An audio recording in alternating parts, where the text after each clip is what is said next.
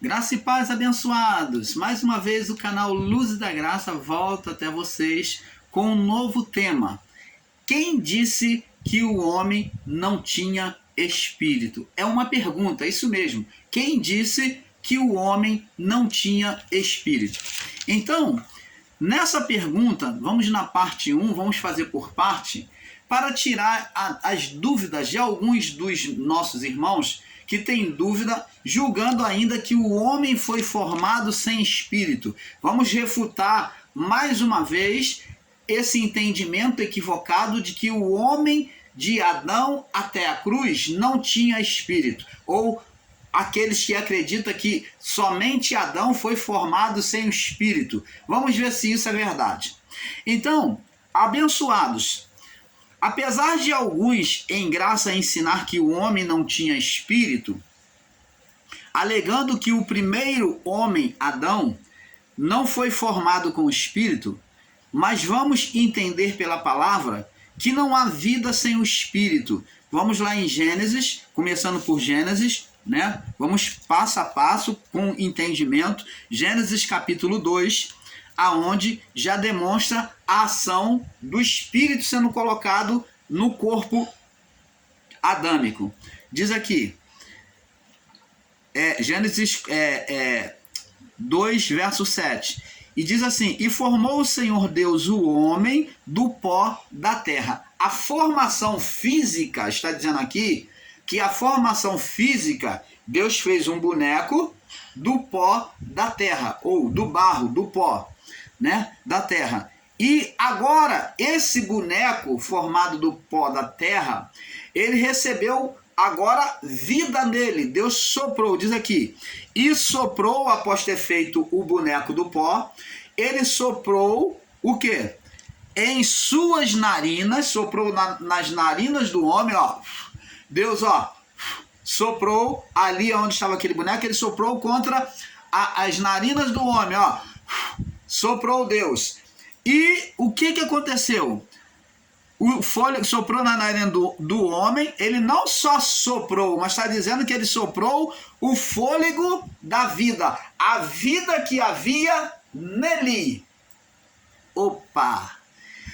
Qual é a vida de Deus? A palavra de Deus diz que Deus é espírito. A vida de Deus é espírito. Então, quando Deus soprou nas narinas do homem o fôlego da vida, ou melhor, ele soprou o que tinha dentro dele, parte dele, então ele estava soprando o quê? Do espírito, da própria vida dele. Soprou, tá bem claro aqui, ó. Soprou nas narinas o fôlego da vida. O fôlego da vida de quem? De Deus. Então Deus soprou nas narinas do homem o fôlego da vida, soprou do espírito dele, a vida dele no homem, a luz, soprou parte dela, parte do fôlego dele, então soprou, entendeu? Fôlego de vida. E o homem, ó, quando ele recebeu o fôlego da vida divina, o fôlego de Deus, do fôlego de Deus, o que aconteceu? Aquele boneco, aquele barro, aquela maquetezinha que Deus fez ali de um homem que era pó, ela recebeu vida, aquele boneco que era barro transformou-se agora em vida, o barro passou a ser carne, passou a ter tendões, passou a ter vida, manifestação. Vida é manifestação humana. Então agora esse boneco passou a ter manifestação humana, de vida. Você está entendendo, amado? Então, existem muitos outros irmãos e ensinadores em graça que têm sustentado o ensino de que Adão até a cruz,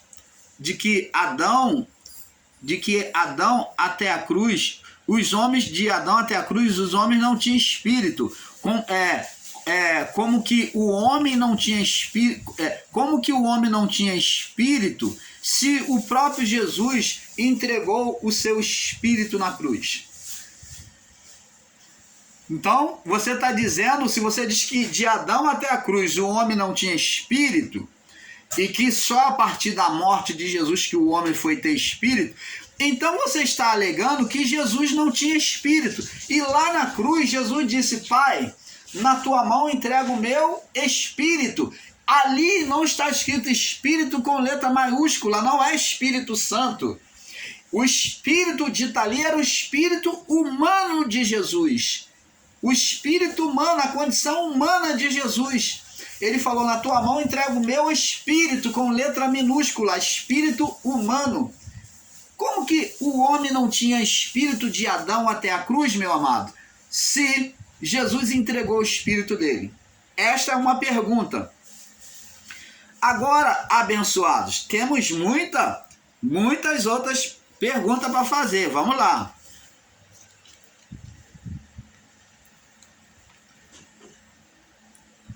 Então vamos lá.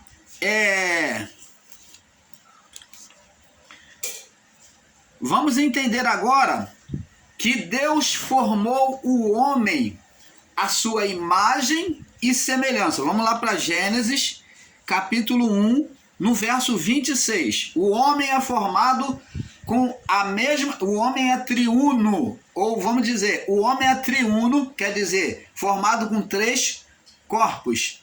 O corpo físico e o corpo espiritual, que é dotado de 2 essências, alma e espírito. No corpo espiritual, ele tem duplicidade, com alma e espírito. No corpo físico, ele é um só. Então, o homem é formado de corpo, alma e espírito. Nós vamos ver isso agora, que ele passou a ter a mesma identidade em corpo como Deus, né? Igual. Diz aqui, ó, Gênesis 1, 26. E disse Deus: façamos o homem a nossa imagem, conforme a nossa semelhança. Aonde é que o homem seria imagem de Deus? Pelo corpo. Pelo corpo. O corpo ali, Deus tem um corpo. Aonde neste corpo é formado? É apresentado corpo, alma e espírito. Deus tem corpo, alma e espírito, irmão Paulo? Tem. O corpo de Deus é um corpo espiritual, não é um corpo físico como o nosso, é um corpo espiritual. Então ele é formado de corpo. A palavra de Deus diz que Jesus iria sentar à destra da mão direita de Deus. Deus tem mão espiritual. Deus tem pés, apresentado no Apocalipse. Deus se assenta no trono. Diferente dos irmãos que não podem, os ensinadores em graça que não podem conceber que Deus tem um corpo, que diz que Deus não tem corpo. Eles dizem que Deus não tem corpo, porque que isto que está dizendo aqui é uma linguagem de figura, que Deus não tem corpo, que Deus não se assenta. Deus tem corpo, Deus se assenta sim, Deus tem pés, Deus tem mãos, Deus tem cabeça, tem tudo. É a mesma imagem do corpo humano, é a imagem de Deus. Nós vemos aqui, como você vê a sua imagem no espelho, vê um corpo, assim é Deus. Aquela imagem que não é palpável, mas é um corpo espiritual.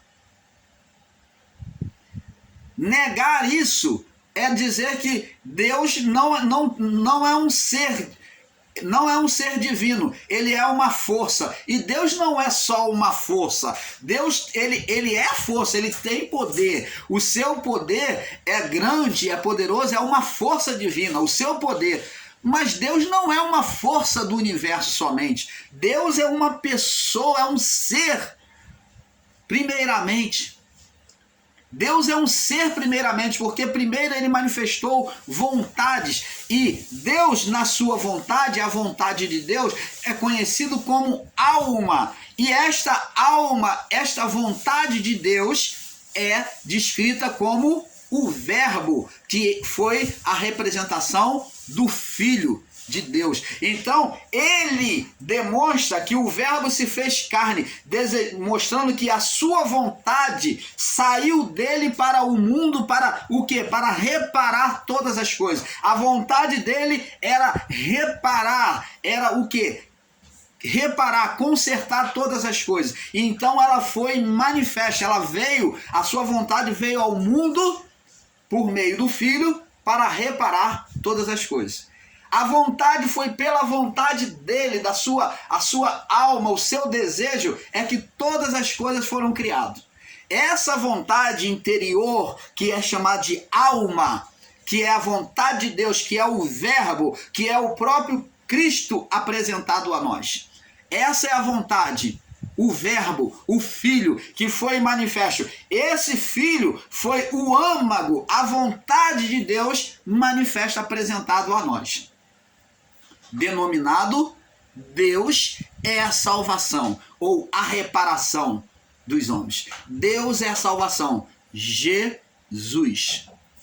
Você está entendendo, amado? Então Jesus foi a alma de Deus manifesta a nós. A alma de Deus encarnada sobre a natureza humana. Então vemos a presença do Pai, do Filho, que é a alma manifesta, do Pai com o corpo celestial, do Filho, que é a alma manifesta no início da criação, agora encarnada a nós, que é o verbo que se fez carne, e o Espírito, que já estava presente na criação, que todos nós sabemos que voejava sobre as águas, e ele que manifestou, agora ele que criou todas as coisas. Então, junto com o desejo, o Espírito criou, e ele está criando e se manifestando Deus a nós até os dias de hoje, e será para sempre. Então, amados, não compreender isso é ser ignorante. Ele diz aqui: façamos o homem a nossa imagem conforme a nossa semelhança, corpo, alma e espírito, e domine sobre as aves,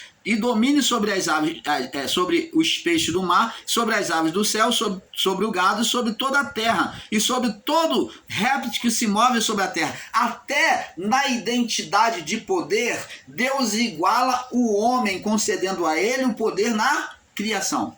Deus passa esse poder para o homem.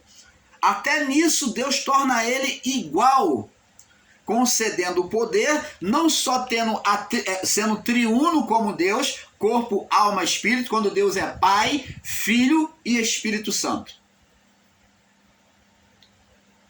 Então agora, nessa manifestação, Deus concede poder ao homem como ele tem poder nos céus. Ele manifesta aqui na terra esse mesmo poder concedendo ao homem imagem e semelhança de Deus. Adão tinha poder sim de criar, tinha poder sim de criar e nos seus desejos, de trazer a existência nos seus desejos. Então Deus colocou ele na mesma condição que Deus tinha nos céus. Deus colocou Adão aqui na terra, aquele querubim, denominado agora como um homem, aquele espírito colocado dentro do barro, agora como Adão. E diz no verso 27, e criou Deus o homem à sua imagem o criou, homem e mulher o criou. Então criou o homem e a mulher, imagem dele. Agora, abençoado, apesar de muitos irmãos ensinadores em graça que vêm sustentando o ensino de que Adão até a cruz que de Adão até a cruz os homens não tinham espírito. Como é que o homem não tinha espírito se Jesus entregou o espírito? Vamos lá ver, está registrado no livro de Lucas 23, 46. E já havia sido profetizado essa entrega do Espírito de Jesus, para que você saiba, para que vocês, ensinadores em graça aí que estão equivocados, ensinando abobrinha, já estava escrito, já havia sido profetizado, foi declarado com inspiração pelo Espírito. Olha aqui como que é o Espírito de Deus. Já havia inspirado o salmista a descrever aqui no Salmo 30, no verso 31, Salmo 30, deixa eu ver, Salmo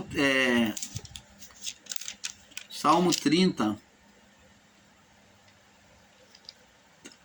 diz aqui no Salmo 30, no verso 3, diz aqui, verso 2 em diante, diz aqui: Senhor meu Deus, clamei a ti e tu me saraste. Senhor, fizeste subir a minha alma da sepultura e conserva a vida para que não descesse ao abismo. Para que não descesse ao abismo. E aqui no verso 5 diz assim: nas tuas mãos, olha só, já havia dito, mesma palavra de Jesus na cruz, no Salmo 30, verso 5. Nas tuas mãos encomendo ou entrego o meu espírito. Tu me redimiste, Senhor Deus da verdade. Você está vendo? Por inspiração, o salmista já veio declarando aqui no Salmo 31, no verso 5, já tinha declarado a entrega do Espírito, né? Do Espírito, Jesus entregando o Espírito. Na tua mão encomendo o meu Espírito. Tu me redimiste, Senhor Deus da verdade. Então, abençoados, no livro de Eclesiastes, capítulo 12, nós vamos confirmar também que não foi somente ali, para não ficar texto fora do contexto. Eclesiastes 2, no verso 7, diz assim: e o pó volte à terra, e o espírito como era, o pó volte à terra como era, e o espírito volte a Deus que o deu. Então Jesus voltou o espírito para Deus? Voltou. Ele falou: na tua mão entrego o meu espírito, porque o corpo estava morrendo. Então o espírito voltaria para Deus. Então, abençoados, amados, o espírito é a parte interior da alma. É isso que temos que entender. Espírito é a parte interior da alma, tendo corpo, alma e espírito. O espírito, ele é duplo. Ele é duplo, o espírito. Quando falamos de espírito humano, podemos estar falando de alma ou podemos estar falando da própria essência divina, que é o espírito humano mesmo. Então, falamos do espírito humano, mas muitas das vezes esquecemos que ele é duplo. Ele é alma e é divindade. Traz a alma, que é a natureza da carne. A alma, normalmente, ela se curva para a natureza da carne. Ela é a que está no meio para se sujeitar tanto à vontade de Deus, ao espírito humano, observando e fazendo a vontade de Deus, quanto à vontade da carne. Então a alma, que é a parte espiritual, conectado com essas duas naturezas, a humana, a física, e a espiritual. A alma que conecta, ela está conectada tanto com a natureza física quanto com a natureza espiritual, sendo a alma espiritual. Então, como a alma do homem já vem, a carne do homem já é uma carne adâmica que puxa para o pecado, ela é tendenciosa para o pecado, a alma do homem também passou a ser tendenciosa para a carne. Mas ela se sujeita a Deus. E quando ela se sujeita a Deus, ela traz a carne com ela em sujeição, orando, jejuando, louvando, tendo prazer nas leis de Deus, tanto em aprender como obedecer. Então, a fazer aquilo que é reto, a viver uma vida justa e íntegra. E isto é o que? A alma trazendo a vida do corpo, a sujeição à vontade de Deus. Então, temos que ter este perfeito entendimento. A alma, ela está no meio, em sujeição tanto ao corpo quanto à divindade, o espírito do homem. Amados, espírito é a parte interior da alma, porque o espírito, ele não é quase visto, porque ele é a parte interior da alma, ele está dentro. Agora vamos entender a palavra de Paulo, vamos lá em Hebreus,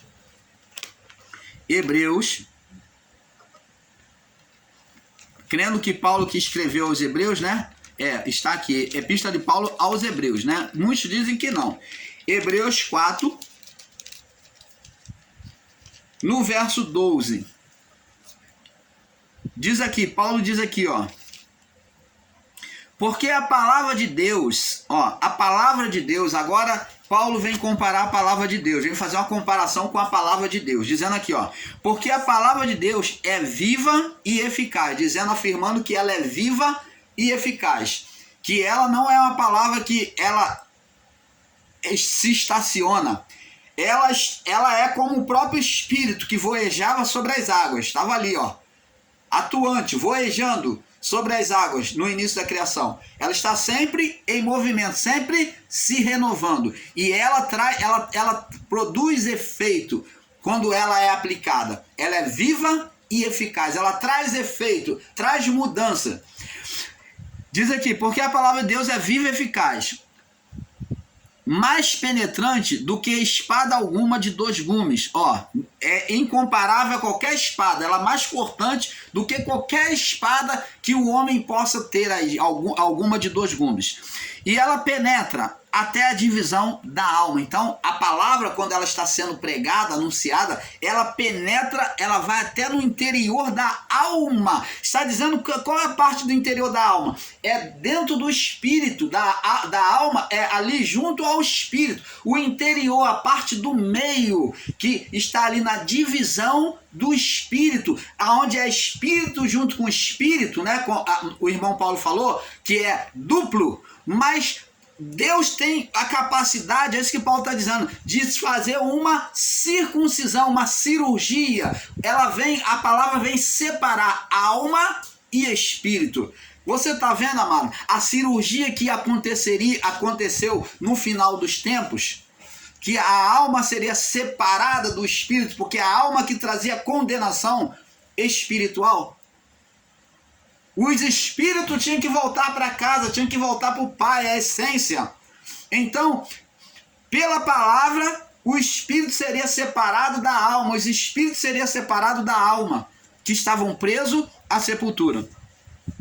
Ela é mais cortante que a espada alguma de 2 gumes, penetra a divisão da alma e do espírito, e das juntas e medula. Então ela vem separar junta e medula. Agora Paulo vem trazer uma comparação junto com alma e espírito, junta e medula. Está falando de ossos e a medula dos ossos. Então Paulo está falando de junta e medula. Está falando de ossos, aonde dentro do osso tem o quê? O tutano, que é aquela parte gelatinosa, né, que é o mocotó, conhecido como mocotó. Você já comeu mocotó de boi?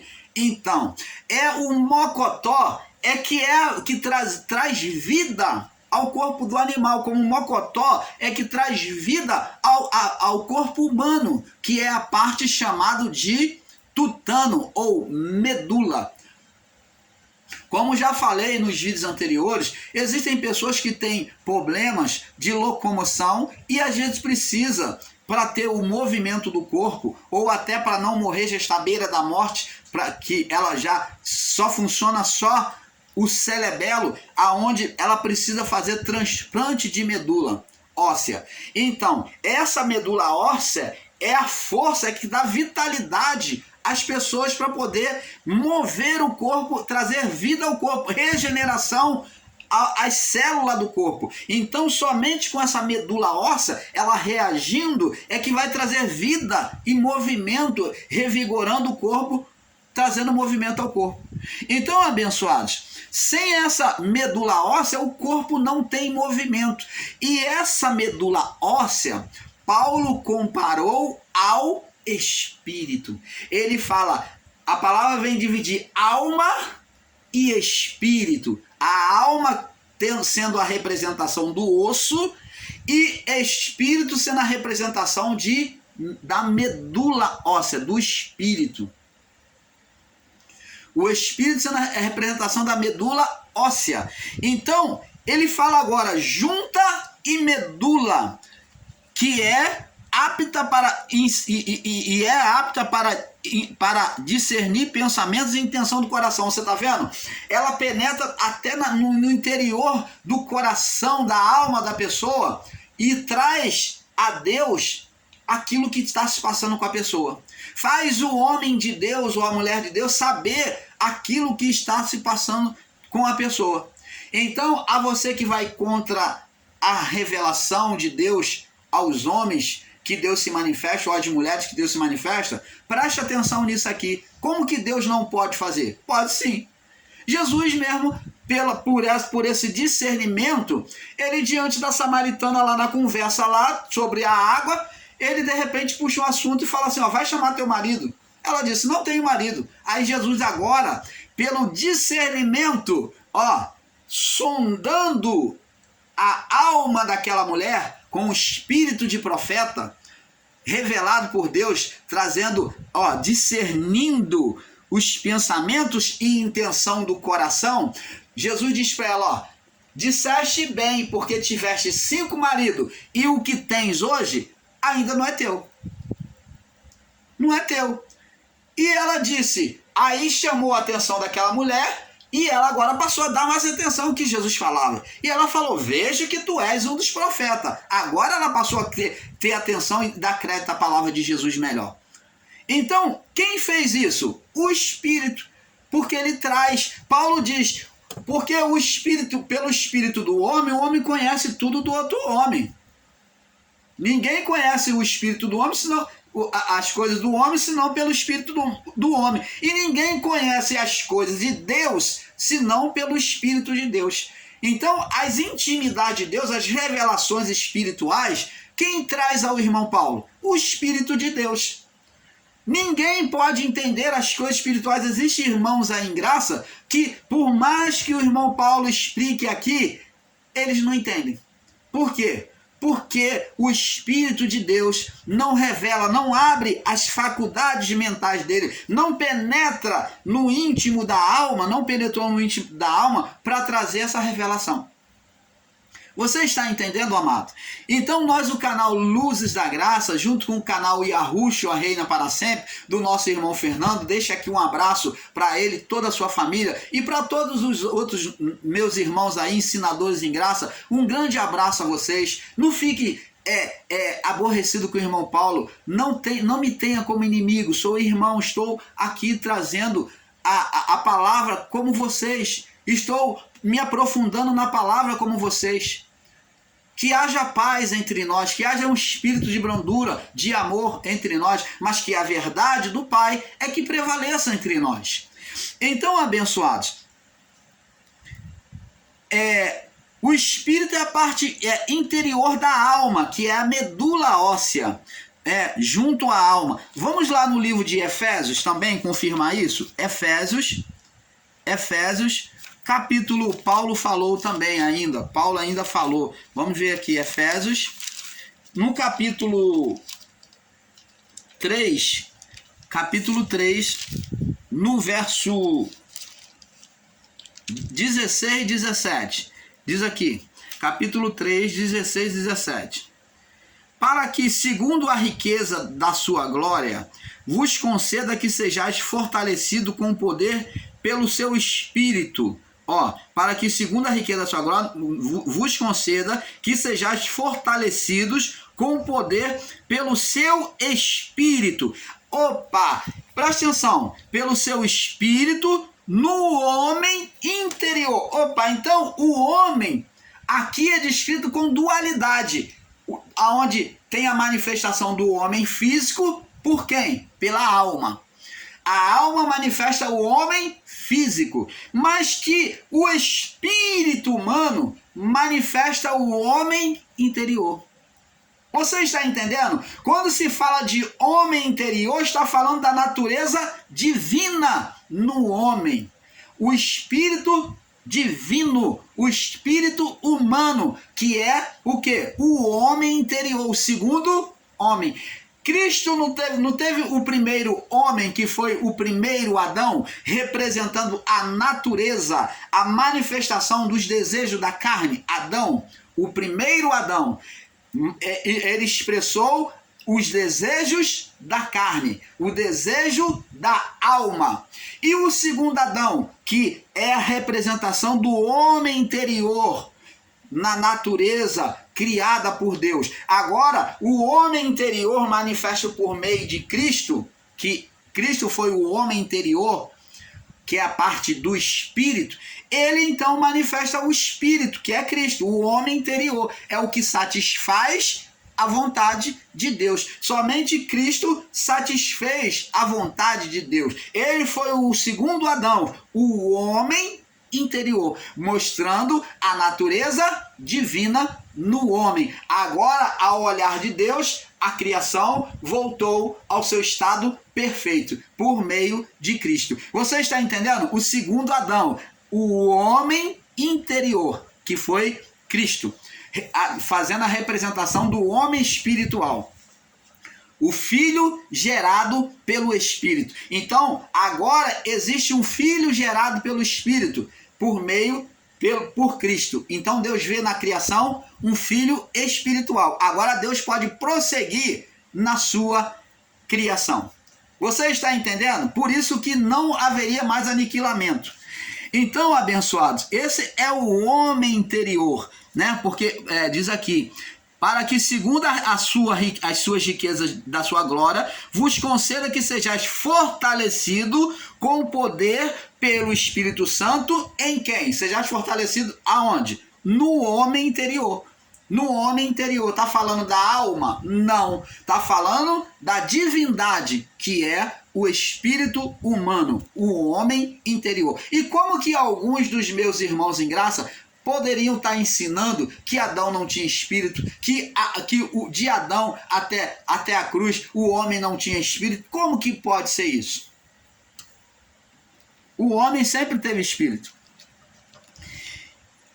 Como vimos, Deus soprou, né, nas narinas do homem. Agora vamos ver aqui em João capítulo 4. Vamos confirmar também em João capítulo 4. João capítulo 4, no verso 24, para não ficar só na palavra do irmão Paulo, né? Deus é o quê? Espírito. E importa que os que o adorem em espírito e em verdade. Vamos entender isso aqui, vamos entender. Então, se Deus é espírito, e os nossos irmãozinhos aí, ensinadores em graça que estão por aí, você que aceita este ensino, vamos ver se vocês estão certos. Vamos raciocinar sobre a luz da palavra. Se Deus é espírito e vocês estão ensinando e aceitando que o homem não tinha espírito, como que o homem poderia ter comunhão com Deus? Essa comunhão foi apagada no pecado de Adão. Foi apagada essa comunhão. Como que agora o homem poderia ter comunhão com Deus e Deus com o homem? Deus, no pecado do homem, trouxe logo uma solução, uma reparação, exercendo o sacerdócio, sacrificando um animal. Sacrificou um animal, derramando o sangue, demonstrando que a alma daquele animal é que seria culpada aos olhos de Deus, substituindo o pecado, transferindo o pecado do homem para aquele animal. Fala de uma manifestação espiritual aonde